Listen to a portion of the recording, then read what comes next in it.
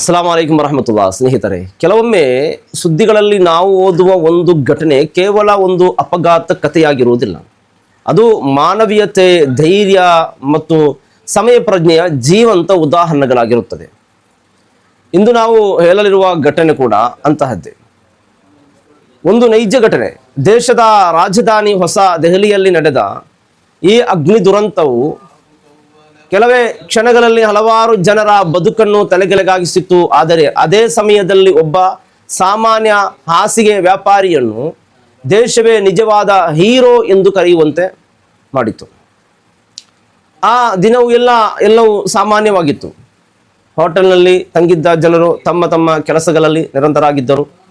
ಕೆಲವರು ವಿಶ್ರಾಂತಿ ಪಡೆಯುತ್ತಿದ್ದರು, ಕೆಲವರು ಕುಟುಂಬದವರೊಂದಿಗೆ ಮಾತನಾಡುತ್ತಿದ್ದರು, ಇನ್ನು ಕೆಲವರು ಮರುದಿನದ ಕೆಲಸದ ಯೋಜನೆಗಳನ್ನು ಮಾಡಿಕೊಂಡಿದ್ದರು. ಆದರೆ ಯಾರಿಗೂ ಕೆಲವೇ ನಿಮಿಷಗಳಲ್ಲಿ ಆ ಹೋಟೆಲ್ ಒಂದು ಭೀಕರ ಅಗ್ನಿ ದುರಂತದ ಕೇಂದ್ರ ಬಿಂದುವಾಗಲಿದೆ ಎಂಬ ಕಲ್ಪನೆಯೂ ಇರಲಿಲ್ಲ. ಇದ್ದಕ್ಕಿದ್ದಂತೆ ಹೋಟೆಲ್ನ ಒಂದು ಭಾಗದಲ್ಲಿ ಬೆಂಕಿ ಕಾಣಿಸಿಕೊಂಡಿತ್ತು. ಆರಂಭದಲ್ಲಿ ಅದು ಸಾಮಾನ್ಯ ಬೆಂಕಿಯಂತೆ ಕಂಡಿರಬಹುದು. ಆದರೆ ಕೆಲವೇ ಕ್ಷಣಗಳಲ್ಲಿ ಬೆಂಕಿಯ ಕೆನ್ನಾಲಿಗಳು ಕಟ್ಟಡದ ಹಲವು ಭಾಗಗಳಿಗೆ ಹರಡತೊಡಗಿದವು.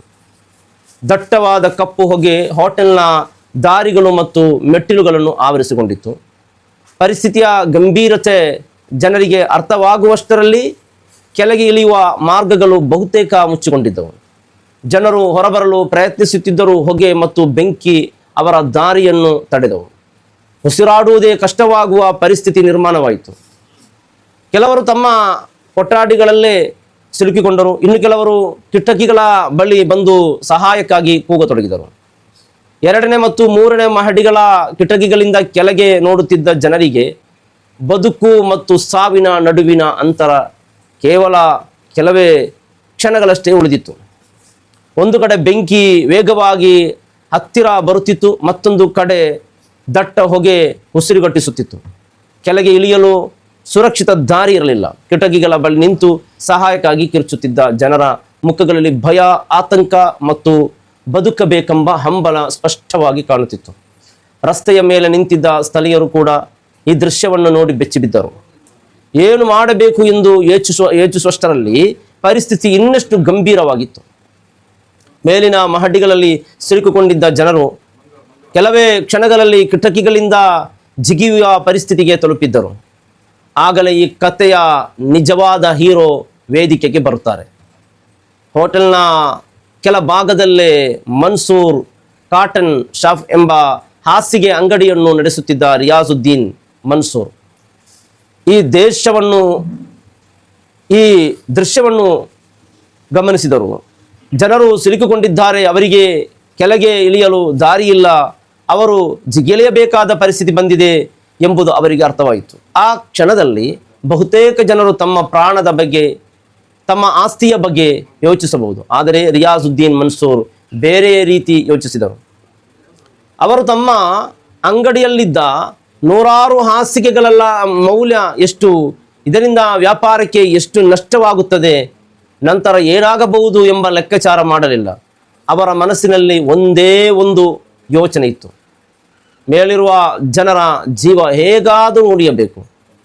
ತಕ್ಷಣವೇ ಅವರು ಅಂಗಡಿಯೊಳಗೆ ಹೋಗಿ ಹಾಸಿಗೆಗಳನ್ನು ಹೊರತೆಗೆದು ರಸ್ತೆಯ ಮೇಲೆ ಹಾಸಲು ಆರಂಭಿಸಿದರು. ಕೆಲವೇ ಕ್ಷಣಗಳಲ್ಲಿ ಇನ್ನಷ್ಟು ಹಾಸಿಗೆಗಳನ್ನು ತಂದು ದೊಡ್ಡ ರಾಶಿ ಮಾಡಲಾಯಿತು. ಸ್ಥಳೀಯ ಯುವಕರು ಕೂಡ ಅವರಿಗೆ ಕೈ ಜೋಡಿಸಿದರು. ರಸ್ತೆ ಮಧ್ಯೆ ಜೀವ ಉಳಿಸುವ ರಕ್ಷಣಾ ಪದರ ಸಿದ್ಧವಾಯಿತು. ಮೇಲಿನ ಮಹಡಿಗಳಲ್ಲಿ ಸಿಲುಕಿಕೊಂಡಿದ್ದ ಜನರಿಗೆ ಬೇರೆ ಆಯ್ಕೆ ಇರಲಿಲ್ಲ. ಬೆಂಕಿ ಹತ್ತಿರ ಬರುತ್ತಿತ್ತು, ಹೊಗೆ ಹೆಚ್ಚಾಗುತ್ತಿತ್ತು, ಉಸಿರಾಡುವುದು ಕಷ್ಟವಾಗುತ್ತಿತ್ತು. ಕೊನೆಗೆ ಒಬ್ಬೊಬ್ಬರಾಗಿ ಜನರು ಕಿಟಕಿಗಳಿಂದ ಕೆಳಗೆ ಜಿಗಿಯಲು ಆರಂಭಿಸಿದರು. ಕೆಳಗೆ ರಿಯಾಜುದ್ದೀನ್ ಮನ್ಸೂರ್ ಮತ್ತು ಸ್ಥಳೀಯರು ಹಾಸಿದ ಹಾಸಿಗೆಗಳ ರಾಶಿ ಅವರ ಜೀವ ಉಳಿಸುವ ಕವಚವಾಗಿ ಪರಿಣಮಿಸಿತು.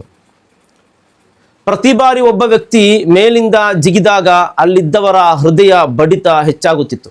ಆದರೆ ಅವರು ಸುರಕ್ಷಿತವಾಗಿ ಹಾಸಿಗೆಗಳ ಮೇಲೆ ಬಿದ್ದಾಗ ಎಲ್ಲರೂ ನಿಟ್ಟುಸಿರು ಬಿಡುತ್ತಿದ್ದರು. ಸ್ಥಳೀಯರು ಮಾಹಿತಿಯ ಪ್ರಕಾರ 8ಕ್ಕೂ ಹೆಚ್ಚು ಜನರು ಇದೇ ರೀತಿಯಲ್ಲಿ ತಮ್ಮ ಪ್ರಾಣ ಉಳಿಸಿಕೊಂಡಿದ್ದಾರೆ. ಸಾಮಾನ್ಯವಾಗಿ ಮಳಗಳು ಬಲಿಸುವ ಹಾಸಿಗೆಗಳು ಆ ದಿನ ಜೀವ ಉಳಿಸುವ ಸಾಧನಗಳಾಗಿವೆ.